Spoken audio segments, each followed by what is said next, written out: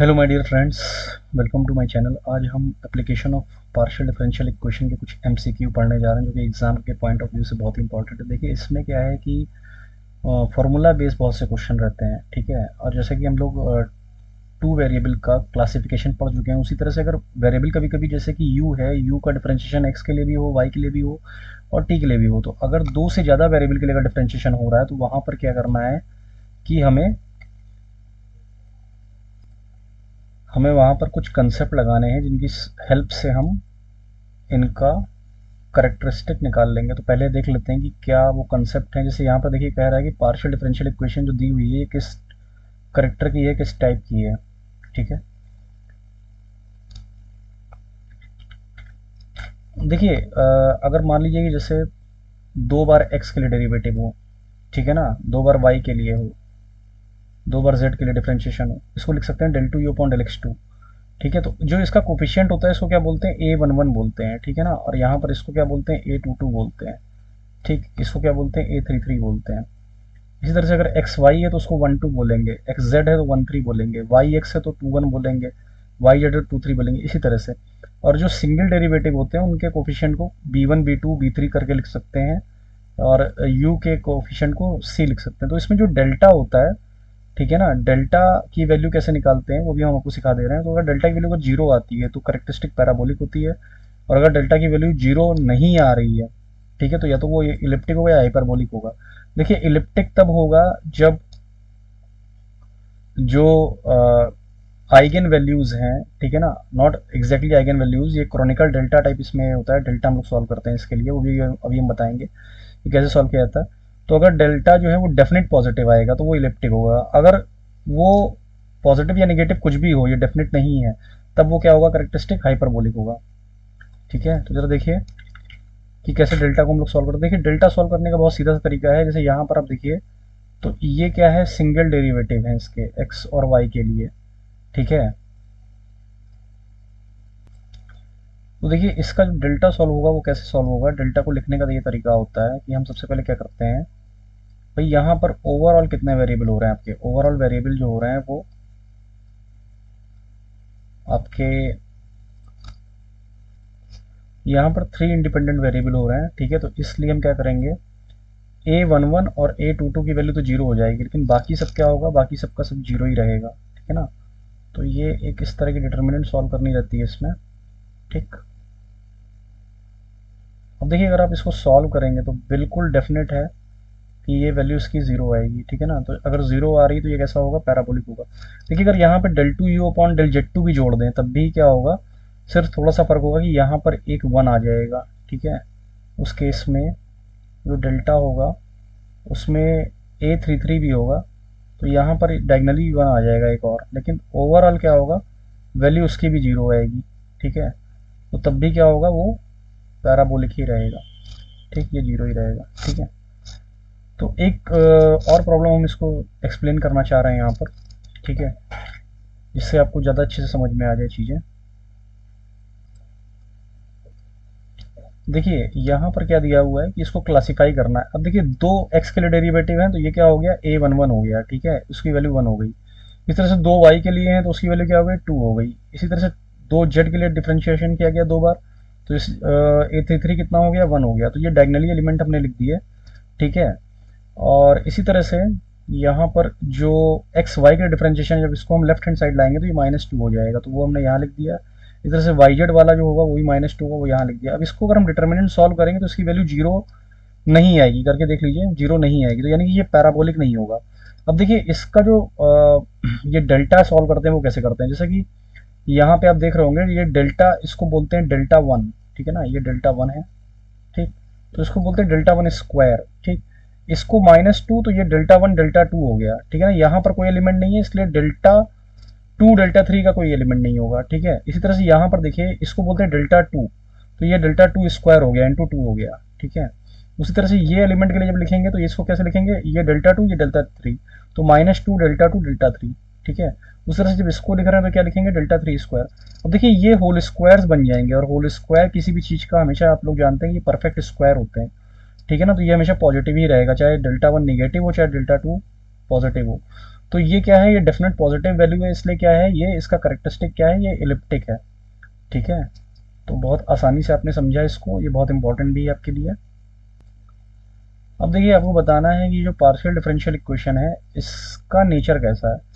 ठीक है, देखिए ये दो ही वेरिएबल हैं, तो हम एक बात समझ रहे हैं कि यहाँ पर x और y का कोई टर्म नहीं है, del two u upon del x del y नहीं है।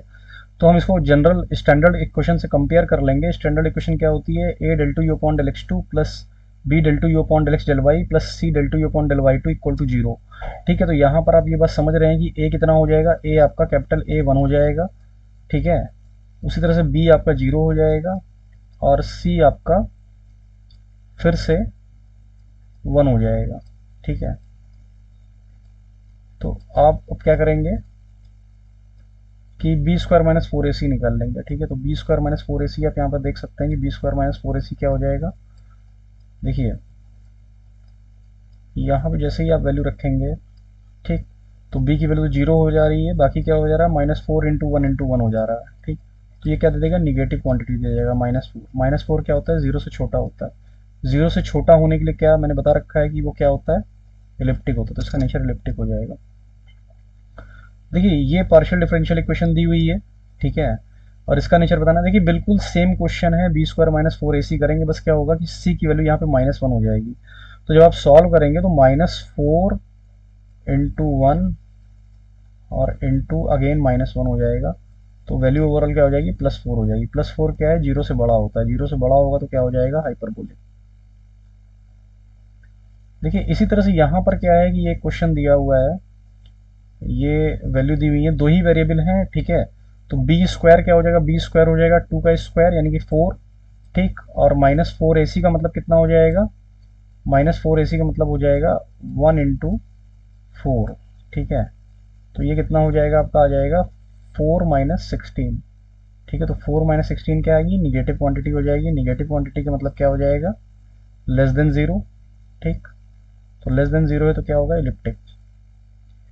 अब देखिए सॉल्यूशन क्या होता है वेव इक्वेशन का। ठीक है, देखिए वेव इक्वेशन का सॉल्यूशन बहुत ही आसान है, ये होता है।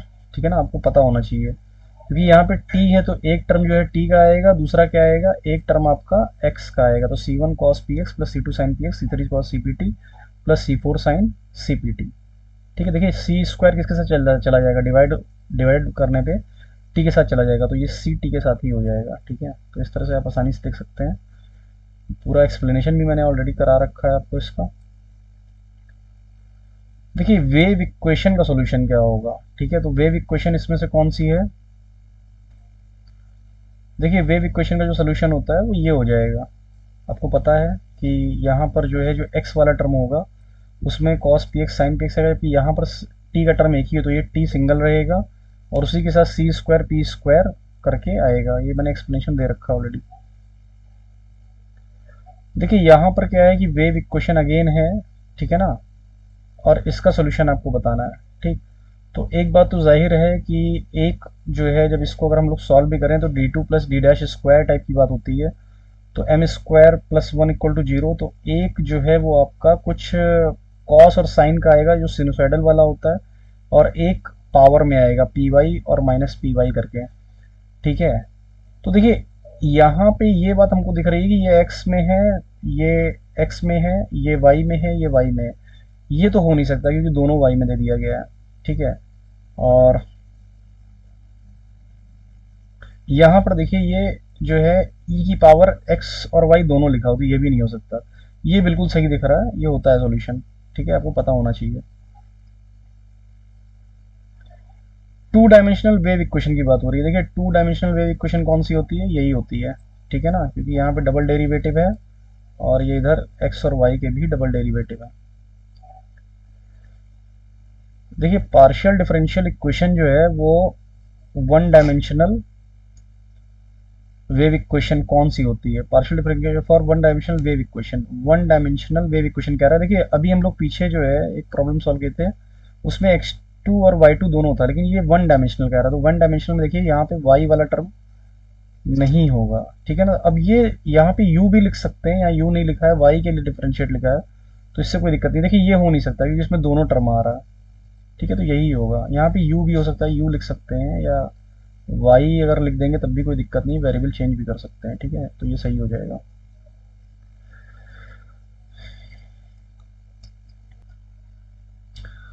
कुछ क्वेश्चंस लेंदी हैं, इन्हें हम लोग टॉपिक वाइज सॉल्व कर लिया जाएगा, वो ज़्यादा इजी रहेगा हमारे लिए और आपको भी बढ़िया से समझ आएगा। ठीक है, यहाँ पे स्टडी स्टेट हीट कंडक्शन पूछ रहा है। स्टडी स्टेट याद रखिए कि ये होता है, लाप्लास इक्वेशन हो जाता है। ठीक है, देखिए यहाँ कह रहा है कि फर्स्ट क्वाड्रेंट में इसका क्लासिफिकेशन कैसा होगा। तो अब ये बात आप देख रहे हैं कि यहाँ पर जो है एक्स वाई का टर्म नहीं है, डेरिवेटिव एक्स वाई का नहीं है, तो बी क्या हो जाएगा, वो ज़ीरो हो जाएगा। और -4ac जब आप करेंगे, बी स्क्वायर -4ac निकालने के लिए जब आप बी स्क्वायर -4ac में वैल्यू पुट करेंगे तो ये ज़ीरो हो जाएगा। यहाँ हो जाएगा आपका -4 into y square into minus का एक्स स्क्वायर। देखिए फर्स्ट क्वाड्रेंट में क्योंकि एक्स और वाई पॉजिटिव होता है तो ओवरऑल क्या आ रहा है, ये यहाँ पे क्योंकि स्क्वायर भी लगे हुए हैं तो ये ओवरऑल क्या आ जाएगा, पॉजिटिव ही आ जाएगा वैल्यू। तो पॉजिटिव किसके लिए होता है, हाइपरबोलिक के लिए। C option.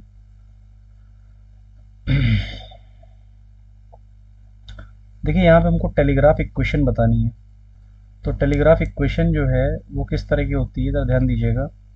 ठीक है, देखिए यहाँ पे आरसी होता है, इस चीज़ को पकड़ लीजिए कि टेलीग्राफ में आरसी रहता है। ठीक है ना, इधर सेकंड डेरिवेटिव होता है वोल्टेज के लिए और इधर जो है करंट के लिए सेकंड डेरिवेटिव होता है, यानी कि दो बार एक्स के लिए डेरिवेटिव करते हैं। और इधर जो है वो टाइम के रिस्पेक्ट के लिए वोल्टेज और करंट का डेरिवेटिव होता है। तो ये ए ऑप्शन सही है इसमें।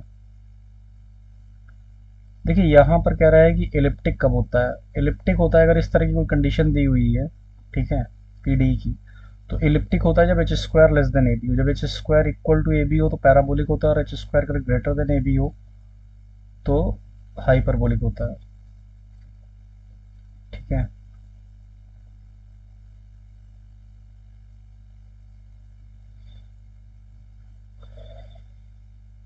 यहाँ देखिए ये कह रहा है कि कौन सी कंडीशन जो होगी वो पैराबोलिक को सेटिस्फाई करेगी।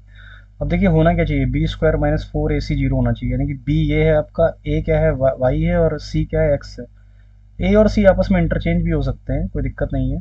ठीक है, तो जब आप बी स्क्वायर -4ac सॉल्व करने जा रहे हैं, ठीक, तो देखिए क्या हो जाएगा यहाँ पर, ये हो गया x प्लस वाई का होल स्क्वायर। ठीक है, और माइनस हो जाएगा 4 इंटू एक्स वाई। तो ये बेसिकली आपका जो है सॉल्व करने पर x माइनस वाई का होल स्क्वायर आ जाएगा। ठीक है, अब चूंकि पैराबोलिक दिया हुआ है कि ये पैराबोलिक है, तो पैराबोलिक दिया होने का रीजन क्या होगा कि ये जीरो के बराबर हो जाएगा। ठीक है, तो जैसे ही आप इसको जीरो के बराबर करेंगे, ठीक है, तो ये क्या हो जाएगा, x is equal to y हो जाएगा। ठीक है, ये कंडीशन फुलफिल हो जाएगी, बी ऑप्शन।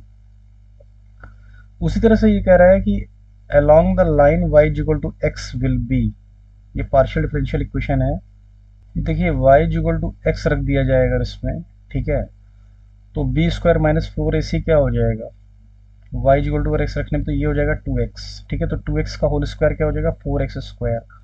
ठीक है, और यहाँ पर क्या होगा, माइनस का 4, इस y की जगह भी हम लोग x यूज कर लेंगे, और ये तो ऑलरेडी x दिया ही हुआ है। ठीक है, तो ये x हो जाएगा, तो x इंटू एक्स, ये फिर से एक्स स्क्वायर हो जाएगा, तो ये 4x square -4x square, overall क्या हो जाएगा, जीरो हो जाएगा। तो जीरो कब होता है पैराबोलिक में।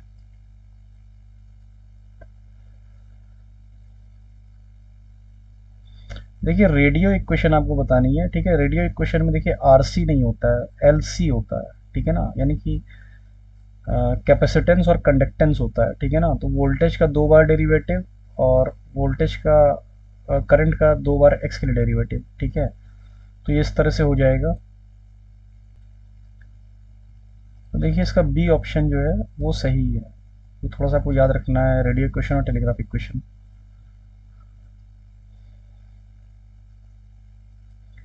देखिए पार्शियल डिफरेंशियल इक्वेशन जो है उसका नेचर पूछ रहा है ये, तो बहुत सीधी सी बात है, इसमें दो ही वेरिएबल हैं एक्स और टी। ठीक है ना, और यहाँ पर भी ये सिंगल डेरिवेटिव है, तो अब आप क्या करेंगे, बी स्क्वायर -4ac करेंगे तो आप देख रहे हैं कि सी भी जीरो है और बी भी जीरो है, तो ओवरऑल जीरो आ जाएगा। तो ये क्या हो जाएगा, पैराबोलिक हो जाएगा।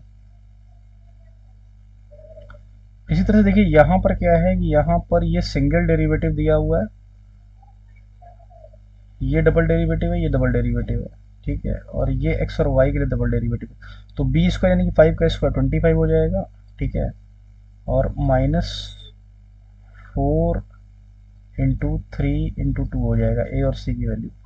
तो ये आ जाएगा 24 माइनस 24, 25 माइनस 24, वो हो जाएगा 1,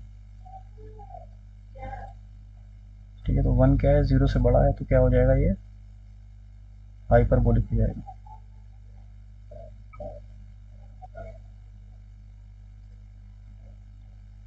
देखिए यहाँ पर क्या है, यहाँ पर पूछ रहा है कि ये पार्शियल डिफरेंशियल इक्वेशन किस तरह की है, ठीक है।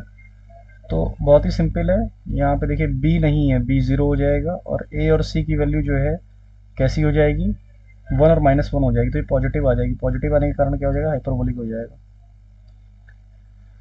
इसी तरह से यहाँ पर बताना है, तो बी स्क्वायर 1 हो जाएगा, और माइनस का 4ac, ठीक है ना, वो कितना हो जाएगा, 1 माइनस 16, यानी कि निगेटिव आ रहा है। निगेटिव का मतलब हो जाएगा इलिप्टिक, ठीक है। अच्छा देखिए वेव इक्वेशन दी हुई है, इसका सोल्यूशन निकालना है। वेव इक्वेशन का सोल्यूशन देखिए ये होता है, ठीक है। उसी तरह से यहाँ पर वेव इक्वेशन 1 डायमेंशन की दी हुई है, ठीक है। तो इसका जो सोल्यूशन होता है वो ये होता है, मैंने ऑलरेडी आपको करा रखा है, ठीक। इसी तरह से ये वेव इक्वेशन है, लेकिन इसमें एक चीज़ कह रहा है कि पैरेलल टू वाई एक्सिस, ठीक है ना। तो पैरेलल टू वाई एक्सिस में कॉस और साइन जो है वो वाई के साथ आएगा।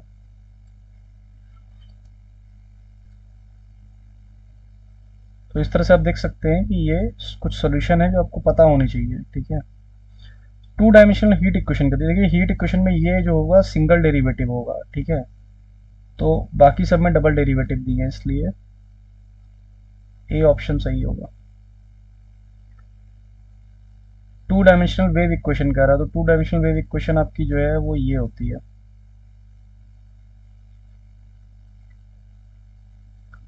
स्टडी स्टेट की बात कर रहा है, जो कंडक्शन होता है रेक्टेंगुलर प्लेट में वो कैसा होता है। स्टडी स्टेट में हीट का जो ट्रांसफर है वो जीरो हो जाता है, तो इसलिए del two u upon del x two plus del two u upon del y two बराबर जीरो होता है, तो वो लाप्लास इक्वेशन होता है। अब इसमें देखिए b की वैल्यू जीरो हो जाएगी, और ये फर्स्ट क्वाड्रेंट में कह रहा है, तो फर्स्ट क्वाड्रेंट में क्योंकि ये दोनों क्या हो जाएंगे, एक्स स्क्वायर और वाई स्क्वायर हो जाएगा, ठीक है। ये ऑलवेज पॉजिटिव होता है, तो ये वैल्यू जो है होगी वो निगेटिव आने लग जाएगी, ठीक। क्योंकि फर्स्ट क्वाड्रेंट में एक्स और वाई तो पॉजिटिव होता ही, उसका होल स्क्वायर भी पॉजिटिव ही हो जाएगा। तो ये ओवरऑल क्या होगी, इसकी वैल्यू जो होगी वो निगेटिव आ जाएगी। तो निगेटिव में आने के लिए क्या होता है, इलिप्टिक।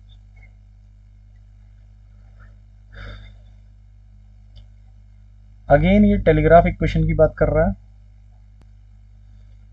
देखिए यहाँ पर आपको थोड़ा सा कंफ्यूज कर रहा है, ये टेलीग्राफ इक्वेशन में क्या है, ये डेल्टा का टर्म नहीं होता है। अगर ये ना लिखा होता, ठीक है, ये टर्म अगर ना लिखा होता, ठीक, ये यहाँ पे ना लिखा होता तो ये सही था।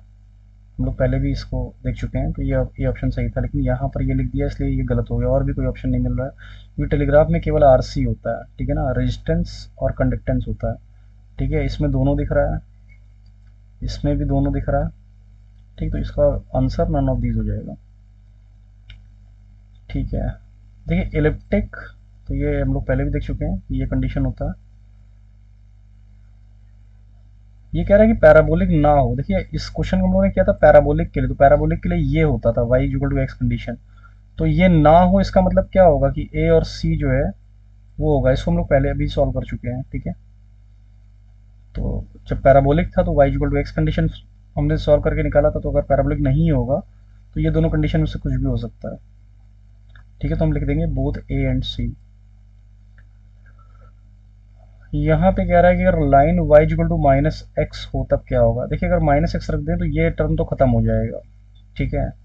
और यहाँ क्या बचेगा, माइनस एक्स बचेगा, तो बी स्क्वायर माइनस 4ac की वैल्यू क्या हो जाएगी, 0 माइनस 4 इंटू माइनस एक्स और इंटू एक्स, ठीक है। तो ये ओवरऑल क्या आने लग जाएगा, 4x स्क्वायर, यानी कि पॉजिटिव आने लग जाएगा, ठीक है। तो पॉजिटिव आ रहा है, इसका मतलब क्या हो जाएगा, हाइपरबोलिक।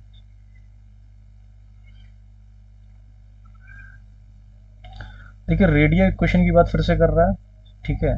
तो रेडियो इक्वेशन में एल और सी होता है, ठीक। और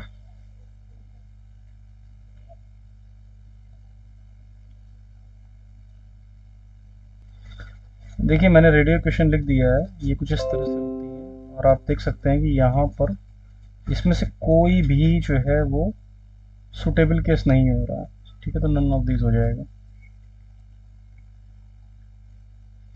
okay, thank you for watching this video.